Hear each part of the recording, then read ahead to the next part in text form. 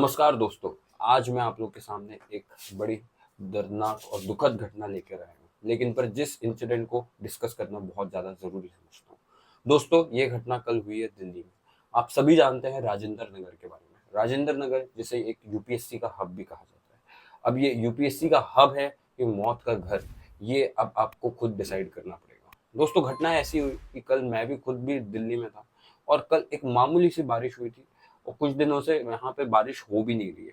अगर आप बोलना चाहेंगे तो दिल्ली में इसे प्री मानसून शावर भी कहा जा सकता है। इस मामूली सी बारिश में इतनी बड़ी घटना हो चुकी है। घटना क्या हुई है वो मैं आपको संक्षेप में बताता हूँ। दोस्तों, अगर आपको पता नहीं है, राजेंद्र नगर में बहुत सारे कोचिंग इंस्टीट्यूट्स हैं और सभी कोचिंग इंस्टीट्यूट्स यहाँ पर अपने बेनिफिट के लिए छोटी छोटी स्पेस में अपने इंस्टीट्यूट खोल लिए हैं। चाहे वो बेसमेंट के अंदर हो, चाहे वो एक माइन बना के इनको इंस्टीट्यूट बनाना हो, या वो पहाड़ के ऊपर इंस्टीट्यूट बना दिए हो।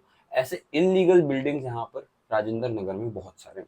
उसी इलीगल बिल्डिंग में ये घटना हुई है। दोस्तों, घटना ऐसी हुई कि आप सभी जानते होंगे, एक बहुत बड़ी कोचिंग इंस्टीट्यूट है जिसका नाम है Rouse IAS coaching centre.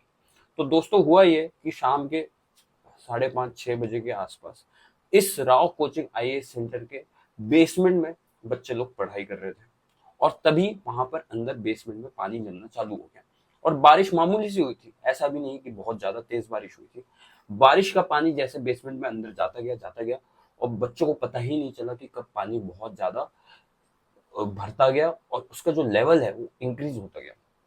Increase कितना हुआ दोस्तों? इंक्रीज हो गया 7 फीट तक। आप सोच के देखिए, अगर आप कभी स्विमिंग पूल में जाते हैं तो 7 फीट मतलब क्या होता है। वो डीप वाला एक सेक्शन होता है। स्विमिंग पूल में अलग अलग सेक्शन होते हैं, शैलो फिर डीप। शैलो में हमेशा 4 से 5 फीट पानी होता है, जहां पर आप सभी बिगनर लोगों को बोला जाता है स्विमिंग करने के लिए। बट 5 फीट से पानी जैसे ऊपर जाता है तब उसे हम बोलते हैं डीप वाला सेक्शन, जहां पर एक्सपर्ट लोग जाते हैं। तो दोस्तों, आप सोच के देखिए, अंडरग्राउंड बेसमेंट में राव आईएएस कोचिंग सेंटर में यहाँ पर पानी जमना चालू हुआ और देखते ही देखते 7 फीट के ऊपर पानी पहुंच गया। अब सोचिए, वहां अंदर बैठे हुए बच्चों का क्या हाल हुआ होगा। तो दोस्तों, इसी दुखद घटना के बारे में मैं आपको बताने जा रहा हूँ। जब 7 फीट से ज्यादा पानी भर गया तो ये बड़ा मुझे बोलते हुए अच्छा नहीं लग रहा है, लेकिन पर अनफॉर्चुनेट इंसिडेंट बोलना पड़ेगा। इस घटना में 3 लोग पानी से बाहर नहीं आ पाए और वो तीनों ही लोगों की मौत हो गई। इन 3 लोगों का नाम है श्रेया यादव, तानिया सोनी और निविन दलविन। अब सोचिए, देश के कोने कोने से लोग यहाँ पर पढ़ने आ रहे हैं और उन्हें ऐसा कुछ देखना पड़ रहा है। अब उनके फैमिली पर क्या बीतती होगी। तो हुआ दोस्तों ये 7 बजे, जब यहाँ कोचिंग इंस्टीट्यूट जो कि है राव आईएएस कोचिंग सेंटर, वहां के बेसमेंट में जब पानी अंदर घुसने लगा तो कुछ बच्चे वहां से बाहर नहीं आ पाए। जैसे कि मैंने आपको बताया इन 3 बच्चों के बारे में, श्रेया यादव, तानिया सोनी और निविन दलविन, और इनकी उस घटना में मौत हो गई है। आप सोच के देखिए, मौत हो चुकी है दोस्तों इन तीनों की, और ये बड़ी दुखद घटना है। तो यहाँ पर बताया गया कि जब 7 बजे पानी अंदर भरा तो फायर ब्रिगेड वाले और बाकी डिपार्टमेंट के लोग आए और वहां से पानी पंप भी किए बाहर, लेकिन पर कुछ बच्चे फंस गए थे जिन्हें बचाने का प्रयास किया गया, पर कुछ बच्चों की मौत हो गई इस दुखद घटना में।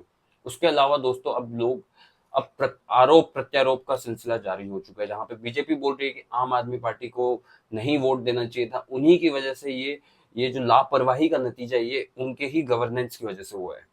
लेकिन पर मैं आपसे ये पूछना चाहूंगा कि आप आरोप प्रत्यारोप का खेल कब तक खेलते रहेंगे?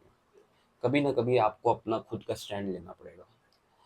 ये बात बोलना गलत नहीं होगा कि अब हमें भीड़ से अलग चलना पड़ेगा। हाँ, मैं मानता हूँ कि लोग अलग अलग कोने से राजेंद्र नगर यूपीएससी में पढ़ने आते हैं।